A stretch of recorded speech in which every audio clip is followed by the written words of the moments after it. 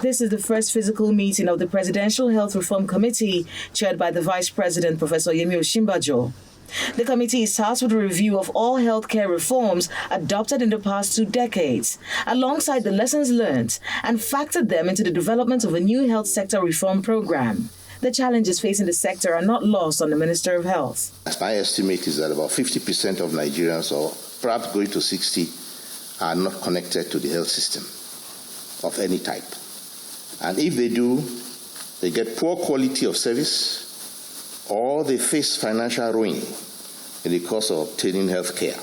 Presentations are done on lessons learned from previous reforms, policy proposals for a healthy reform program, as well as responses to calls for a memorandum of understanding on the sector. The 2-day event, which includes 5 subcommittee sessions and 8 feedback sessions, will proffer solutions to these challenges. For the Vice President, a draft document which includes the buy-in of state governments should be ready by the end of January of 2023. And the issue of funding as well as implementation must be addressed. Implementation, as we've heard also, has been incomplete, non-systemic, sometimes haphazard.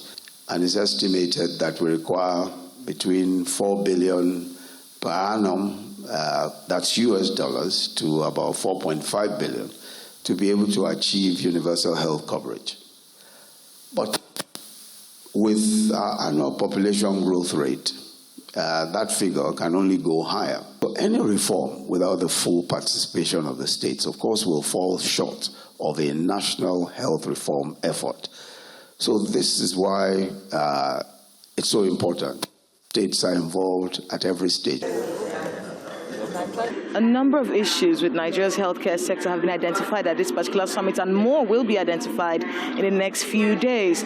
Problems ranging from poor access to poor funding to brain drain. And even though a lot of solutions have been preferred at this event with reforms for the health sector, the question is, will these particular reforms be implemented?